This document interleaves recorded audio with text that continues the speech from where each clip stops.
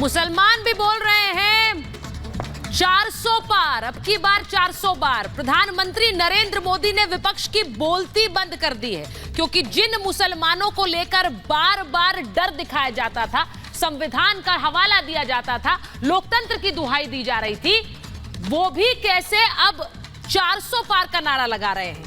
आज महाभारत में आपको बता रही हूं कि प्रधानमंत्री नरेंद्र मोदी ने कैसे बोलती बंद कर दी है विपक्ष की, कैसे प्रधानमंत्री नरेंद्र मोदी ने उस हमले का जवाब दिया है जो विपक्ष का कि हर पार्टी प्रधानमंत्री पर धावा बोलती है जिसे लेकर। और इसीलिए आज आपको वो बयान सुनाऊंगी जो प्रधानमंत्री ने दिया और अपनी सभा से दिया।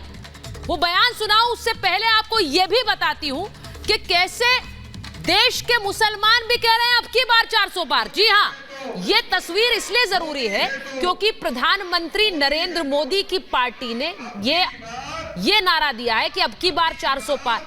लेकिन ये नारा जहां गूंज रहा है उसकी जरा तस्वीर देख लीजिए। ये बोहरा समुदाय का एक आयोजन है और इस आयोजन में बोहरा मुसलमान कह रहे हैं मोदी है तो मुमकिन है।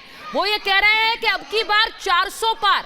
ये तस्वीरें सामने आई और ये उनको जवाब है जो कहते हैं कि मुसलमानों को डर दिखाया जाता है और मोदी मुसलमान के साथ नहीं है। ये तस्वीर जरा देखिए और पहले सुन लीजिए मध्य प्रदेश की ये तस्वीरें। मोदी है तो अब की बार, अब की बार, अब की बार, मोदी है तो, मोदी है तो, मोदी है तो, मोदी है तो, अब की बार, अब की बार, अब की बार, मोदी है तो ये तस्वीर उनको देखना जरूरी है जो बार बार प्रधानमंत्री पर संविधान वाला हमला करते हैं, जो नरेंद्र मोदी पर लोकतंत्र वाला हमला करते हैं और ये कहते हैं कि प्रधानमंत्री लोकतंत्र और संविधान को खतरे में डाल रहे हैं। आपको सुनवाती हूं कि कैसे संविधान को लेकर प्रधानमंत्री ने सबकी बोलती बंद कर दी, वो भी अपनी सभा से। जरा सुनिए उनका बयान।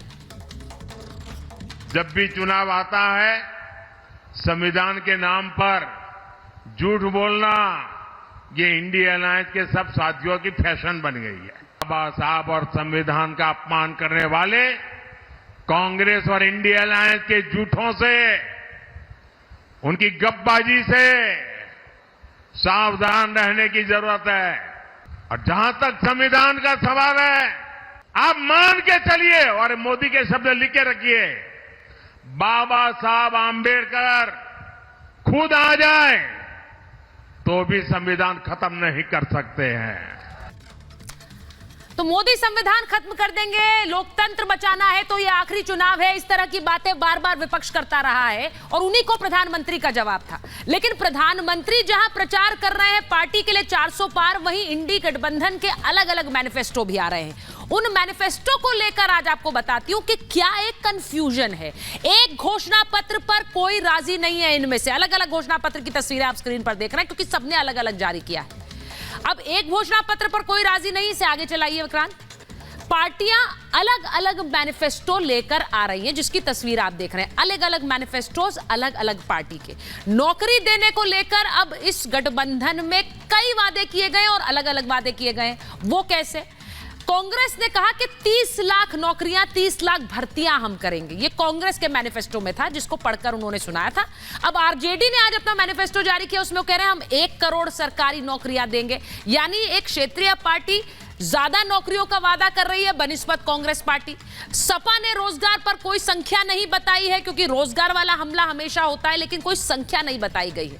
क्या इसको लेकर एक संयुक्त घोषणा पत्र हो सकता था? आरजेडी सपा का पुरानी पेंशन बहाली का वादा है, ये दोनों पार्टियां पुरानी पेंशन को बहाल करने की बात अपने मैनिफेस्टो में कर रही हैं। लेकिन वो कांग्रेस पार्टी जो विधानसभा चुनाव में ओल्ड पेंशन स्कीम को लेकर आई और उस पर जीती भी, अगर मैं हिमाचल की बात करूं, लेकिन वो उनके मैनिफेस्टो से अब गायब है, वो इसकी कोई बात नहीं कर रहे हैं, तो इस पर भी कोई सहमति नहीं है। वहीं लेफ्ट पार्टी ने एक ऐसा दांव चला है जिसे लेकर कई सवाल उठ रहे हैं। उन्होंने अपने मैनिफेस्टो में कहा है और ये शुरू से उनकी सोच रही है, एटमी हथियार के खात्मे का ऐलान कर दिया। अगर हम सत्ता में आ गए तो हम एटमी हथियार, न्यूक्लियर जो हमारी शक्ति है उसको खत्म कर देंगे, उन्हें बर्बाद कर देंगे, खत्म कर देंगे।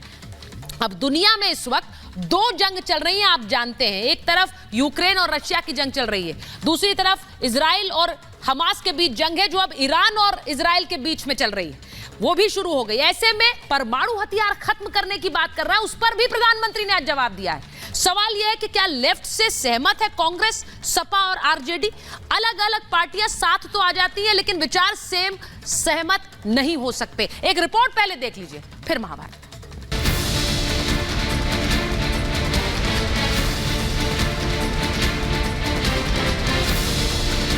मोदी है तो अब की बार। कौन है जो भारत की ताकत को दुनिया के सामने कमजोर करना चाहता है? कौन है जो हिंदुस्तान की परमाणु बम खत्म करना चाहता है? मोदी ने इसका जवाब इंडिया अलायंस बताया।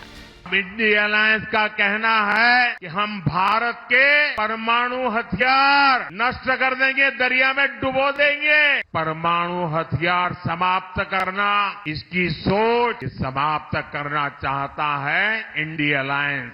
ये कैसा गठबंधन है जो भारत को शक्तिहीन करना चाहता है?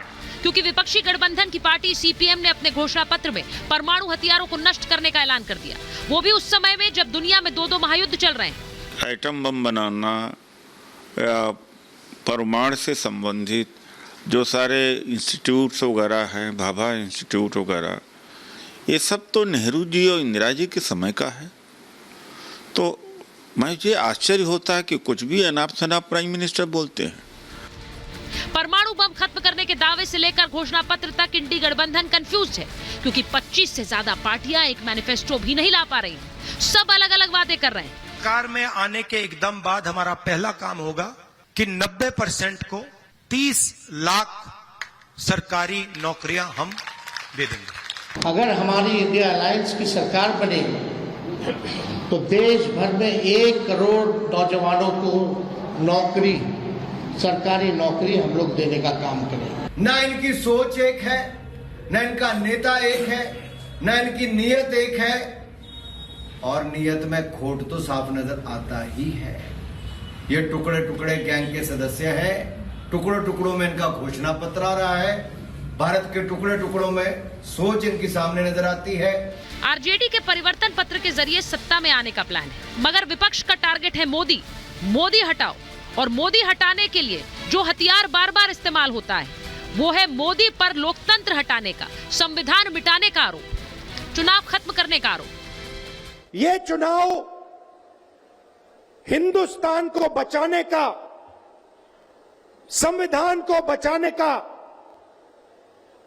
और जो गरीबों का हक है, किसानों का हक है, उसको बचाने का चुनाव है। कि अगर देश बचाना है तो हमारे आपके वोट से बचेगा, वोट से ही लोकतंत्र बचेगा, वोट से ही संविधान बचेगा, वोट से ही आरक्षण बचेगा, और वोट से ही हमारे देश की आबादी के 90% लोग जो पीड़ित हैं उनको बचाने का काम होगा। देश के लोकतंत्र, देश के संविधान, देश के भाईचारा को बचाने के लिए जिस हिसाब से देश में बांटने का काम किया जा रहा है, भाई को भाई से लड़ाया जा रहा है, नफरत की राजनीति की जा रही है, आपकी लड़ाई के लिए हम सब लोग आए हैं और आपकी लड़ाई लड़ रहे हैं। बात संविधान की हो रही है तो मध्य प्रदेश से आई ये तस्वीरें भी देख लीजिए। भोपाल की मस्जिद में मोदी मोदी के नारे लग रहे हैं। मुसलमान भी मोदी को 400 पार कराने की बात कर रहे हैं। बीजेपी प्रत्याशी आलोक शर्मा के समर्थन में बोहरा मुसलमानों ने कहा कि मोदी है तो मुमकिन है। मोदी है तो, मोदी है तो, मोदी है तो। मुस्लिम वोट बैंक के लिए विरोधी मोदी को मुसलमान विरोधी बताते हैं और साथ ही मुसलमानों को डराने के लिए संविधान खत्म करने का आरोप भी लगाते हैं। ऐसे नेताओं को नरेंद्र मोदी ने खुद जमकर लताड़ लगाई। और जहां तक संविधान का सवाल है, आप मान के चलिए और मोदी के शब्द लिख के रखिए, बाबा साहब आंबेडकर खुद आ जाए तो भी संविधान खत्म नहीं कर सकते हैं। ये मोदी है जिसने बाबा साहब से जुड़े पंच तीर्थों का विकास किया। इसलिए बाबा साहब और संविधान का अपमान करने वाले कांग्रेस और इंडिया अलायंस के झूठों से, उनकी गपबाजी से सावधान रहने की जरूरत है। मोदी हमलावर है तो गठबंधन कंफ्यूज्ड है। क्या यही फर्क देखकर जनता मोदी को 400 पार पहुंचाएगी और हटाओ ब्रिगेड को घर बिठाएगी? Bureau report, Republic Bharat.